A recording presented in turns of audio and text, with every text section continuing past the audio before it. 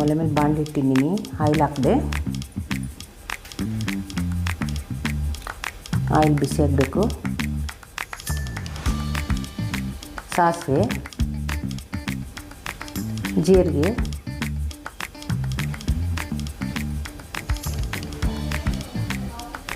ಕರಿಬೇವು,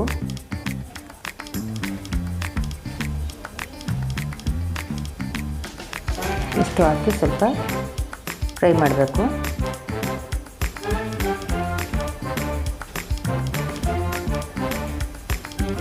ಹಸಿಮೆಣಸಿನ್ಕಾಯಿ ಸೇರಿಸ್ತಾ ಇದ್ದೀನಿ.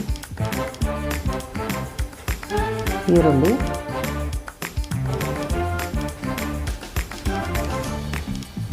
ಹಾಕ್ಬಿಟ್ಟು ಫ್ರೈ ಮಾಡಿ. ಸ್ವಲ್ಪ ಈರುಳ್ಳಿ ಫ್ರೈ ಆದಮೇಲೆ ಅರಿಶಿಣದ ಪುಡಿ,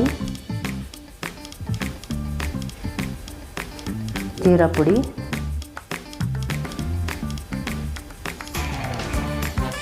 ಖಾರದ ಪುಡಿ,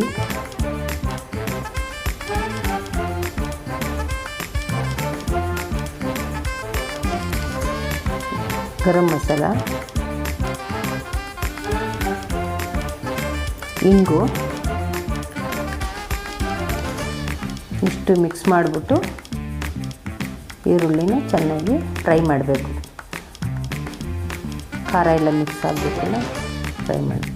ಈಗ ಆಲೂಗೆಡ್ಡೆ ಪೇಸ್ಟ್ ಮಾಡಿ ಇಟ್ಕೊಂಡಿದ್ದೆಲ್ಲ ಬೇಯಿಸಿ ಅದನ್ನ ಮಿಕ್ಸ್ ಮಾಡಿ ಅದನ್ನ ಚೆನ್ನಾಗಿ ಈರುಳ್ಳಿ ಮಿಕ್ಸ್ ಆಗಂಗೆ, ಮಸಾಲೆ ಎಲ್ಲ ಮಿಕ್ಸ್ ಆಗಂಗೆ ಫ್ರೈ ಮಾಡಬೇಕು. ಈಗ ಚಾಟ್ ಮಸಾಲೆ ಮಿಕ್ಸ್ ಮಾಡ್ತಾಯಿದ್ದೀನಿ.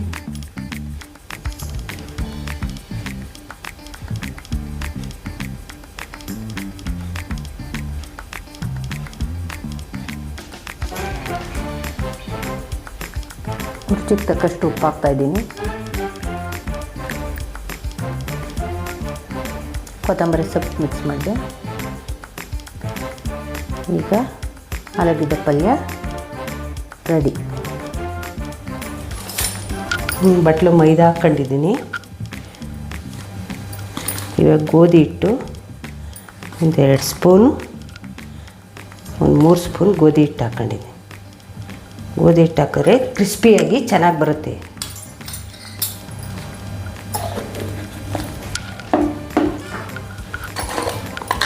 ಸ್ವಲ್ಪ ಉಪ್ಪು ಸೇರಿಸ್ತಾ ಇದ್ದೀನಿ.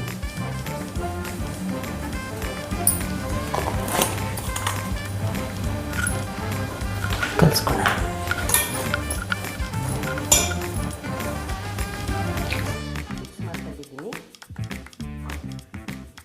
ಅದಕ್ಕೆ ಸ್ವಲ್ಪ ಕಾಯ್ದಿರೋ ಎಣ್ಣೆ, ಬಿಸಿ ಮಾಡಿರೋ ಎಣ್ಣೆನ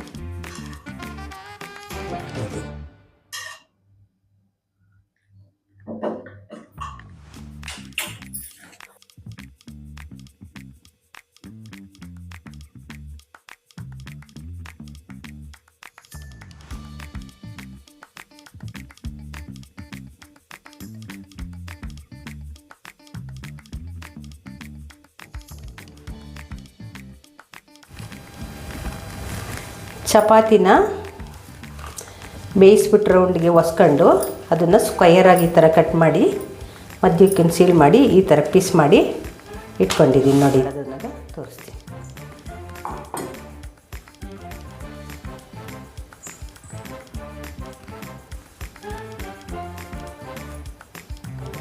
ಈ ಥರ ಫೋಲ್ಡ್ ಮಾಡಿ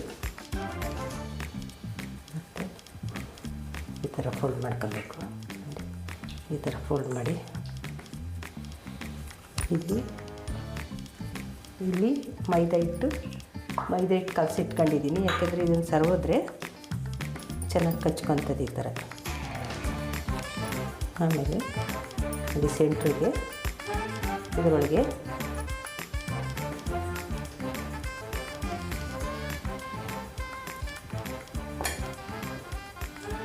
ಪಲ್ಯ ತುಂಬಿಟ್ಟು ಮೈದಾ ಹಿಟ್ಟು ಕಲಿಸ್ಕೊಂಡಿದ್ದೀನಲ್ಲ ಅದನ್ನ ಹಿಂಗೆ ಹಾಕ್ಕೊಂಡು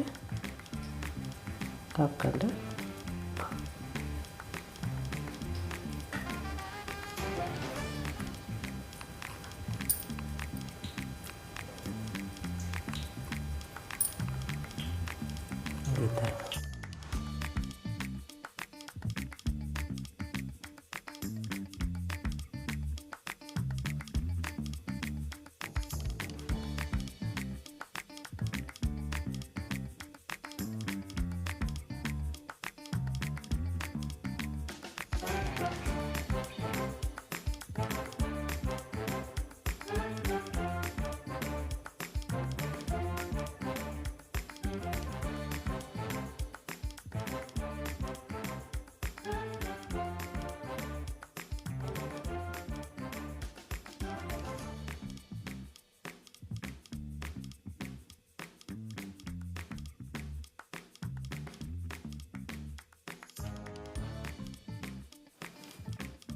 ನೋಡ್ತೀನಿ ಹೇಗಿದೆ ಅಂತ.